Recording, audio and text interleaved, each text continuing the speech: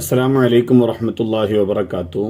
8ാം ക്ലാസ്സിലെ താരീഖിൻ്റെ question paper ഒന്ന് പരിശോധിക്കാം. കോളത്തിൽ ശരി അടയാളപ്പെടുത്തുക. അലി റളിയല്ലാഹു അൻഹുവിൻ്റെ മാതാവ് അർവ ഫാത്തിമ ഹൻതമ. ഫാത്തിമയാണ് ശരിയുത്തരം. 6 അംഗ ആലോചന സമിതി തെരഞ്ഞെടുത്ത ഖലീഫ ഉസ്മാൻ റളിയല്ലാഹു അൻഹു, അബൂബക്കർ റളിയല്ലാഹു അൻഹു, ഉമർ റളിയല്ലാഹു അൻഹു. ഉസ്മാൻ റളിയല്ലാഹു അൻഹു ആണ് ശരിയുത്തരം. 3 ഉസ്മാൻ റളിയല്ലാഹു അൻഹുവിൻ്റെ സന്താനങ്ങൾ 8, 10, 16. 16 ആണ് ശരിയുത്തരം. 4 പേർഷ്യൻ ചക്രവർത്തിക്ക് പറയപ്പെടുന്ന പേര് കിസ്റ, കൈസർ, തൂസ്. കിസ്റയാണ് ശരിയുത്തരം. 5 അലി റളിയല്ലാഹു അൻഹുവിൻ്റെ ഖബർ ഷരീഫ് മക്കയിൽ, മദീനയിൽ, കൂഫയിൽ. കൂഫയിൽ ഏതാണ് ശരിയുത്തരം. സുഫീൻ യുദ്ധം നടന്ന വർഷം ഹിജ്റ 8, ഹിജ്റ 36, ഹിജ്റ 40. ഹിജ്റ 36 ആണ് ശരിയുത്തരം. ചേരുംപടി ചേർക്കുക. ഉസ്മാൻ റളിയല്ലാഹു അൻഹുവിൻ്റെ അപരനാമം സി അബൂ അംർ. 8 അലി റളിയല്ലാഹു അൻഹുവിനെ ആദ്യം ബൈഅത്ത് ചെയ്തു ഇ ത്വൽഹത്ത് റളിയല്ലാഹു അൻഹു. 9 ഖവാരിജുകളുമായി സംവാദം നടത്തിയ സ്വഹാബി എ അബ്ദുല്ലാഹിബ്നു അബ്ബാസ് റളിയല്ലാഹു അൻഹു. 10 അലി റളിയല്ലാഹു അൻഹുവിൻ്റെ അപരനാമം ബി അബൂ തുറാബ്. 11 മുസ്ലിങ്ങൾക്കിടയിൽ ഭിന്നിപ്പുണ്ടാക്കി ഡി അബ്ദുല്ലാഹിബ്നു സബ. പൂരിപ്പിക്കുക. ഉസ്മാൻ റളിയല്ലാഹു അൻഹു വഫാത്തായത് ഹിജ്റ ഡാഷിൽ ദുൽഹിജ്ജ മാസത്തിലാണ്. ഹിജ്റ 35 ദുൽഹിജ്ജ മാസത്തിലാണ്. 13 സാസാനിയ ഭരണം ഡാഷ് വർഷം നീണ്ടുനിന്നു. 329 വർഷം നീണ്ടുനിന്നു. 14 അലി റളിയല്ലാഹു അൻഹു തബൂക്ക് ഒഴിച്ചുള്ള എല്ലാ യുദ്ധങ്ങളിലും നബി സല്ലല്ലാഹു അലൈഹി വസല്ലമയോടൊപ്പം പങ്കെടുത്തിട്ടുണ്ട്. 15 ഉസ്മാൻ റളിയല്ലാഹു അൻഹുവിൻ്റെ വധത്തിനു കാരണം ഡാഷ് വിഭാഗമായിരുന്നു. സബഇയ്യ വിഭാഗമായിരുന്നു. 16 വിധിക്ക് അധികാരം അള്ളാഹുവിന് മാത്രം എന്നായിരുന്നു ഡാഷുകളുടെ വാദം, ഖവാരിജുകളുടെ വാദം. 17 ഉസ്മാൻ റളിയല്ലാഹു അൻഹുവിൻ്റെ ഭരണകാലം ഡാഷ് വർഷമാണ്, 12 വർഷമാണ്. ഒറ്റവാക്കിൽ ഉത്തരമെഴുതുക. 18 ഖൈബർ യുദ്ധം വിജയിച്ച ഹിജ്റ വർഷം ഹിജ്റ 7. 19 ഉസ്മാൻ റളിയല്ലാഹു അൻഹുവിൻ്റെ സ്ഥാനപ്പേര് ദുന്നൂറൈൻ. 20 ബൈഅത്തുർ റിദ്വാൻ നടന്ന ഹിജ്റ വർഷം 6. 21 അവസാനത്തെ പേർഷ്യൻ ചക്രവർത്തി യസ്ദുജുർദ്.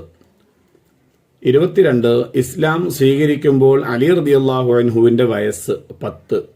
23 ഖവാരിജുകൾ ആദ്യം താവളമടിച്ച സ്ഥലം ഹറൂറാ.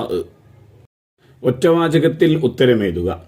അലി റളിയല്ലാഹു അൻഹു സംസ്ഥാന ഗവർണർമാരെയെല്ലാം മാറ്റാൻ കാരണമെന്ത്? ഉസ്മാൻ റളിയല്ലാഹു അൻഹുവിൻ്റെ വധത്തിന് കാരണമായ പരാതികൾ അവസാനിപ്പിക്കുവാൻ.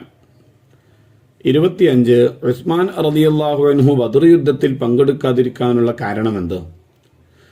ബദർ യുദ്ധ സമയത്ത് തൻ്റെ ഭാര്യയും നബി സല്ലല്ലാഹു അലൈഹി വസല്ലമയുടെ പുത്രിയുമായ റുഖയ്യ റളിയല്ലാഹു അൻഹു രോഗിയായിരുന്നു. അവരെ ശുശ്രൂഷിക്കാൻ അദ്ദേഹത്തോട് നബി കൽപ്പിച്ചു, സല്ലല്ലാഹു അലൈഹി വസല്ലം കൽപ്പിച്ചു. 26 സ്വഹാബത്തിനെ അധിക്ഷേപിക്കാൻ പാടില്ല. എന്തുകൊണ്ട്? സ്വഹാബ മുഴുവനും വിശ്വാസയോഗ്യരും മതനിഷ്ഠയുള്ളവരുമാണ്. 28 അലി റളിയല്ലാഹു അൻഹു മദീനയിലേക്ക് ഹിജ്റ പോകാൻ വൈകിയത് എന്തുകൊണ്ട്? നബി സല്ലല്ലാഹു അലൈഹി വസല്ലം മദീനയിലേക്ക് ഹിജ്റ പോയപ്പോൾ തിരുനബിയുടെ സമീപം ജനങ്ങൾ സൂക്ഷിച്ചേൽപ്പിച്ച വദിയത്തുകൾ അവകാശികൾക്ക് തിരിച്ചു ഏൽപ്പിക്കാൻ അലി റളിയല്ലാഹു അൻഹുവിനെയാണ് ചുമതലപ്പെടുത്തിയത്. 28 ഉസ്മാൻ റളിയല്ലാഹു അൻഹുവിൻ്റെ സൽഗുണങ്ങളിൽ 4 എഴുതുക. സൽ സ്വഭാവം, ജീവിത വിശുദ്ധി, വിനയം, കാരുണ്യം, സഹനം, ശാന്തത, ലജ്ജാശീലം. 29 കിസ്റ കൈസറിൻ്റെ നിധികളെക്കുറിച്ച് നബി സല്ലല്ലാഹു അലൈഹി വസല്ലമ പറഞ്ഞതെന്ത്?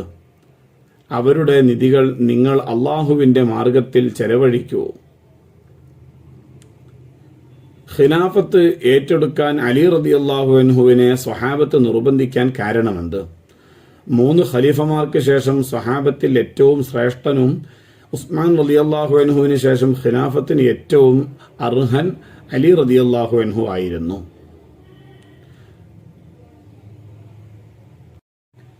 അടുത്തത് 5 വരിയിൽ കുറയാതെ ഉപന്യസിക്കുക.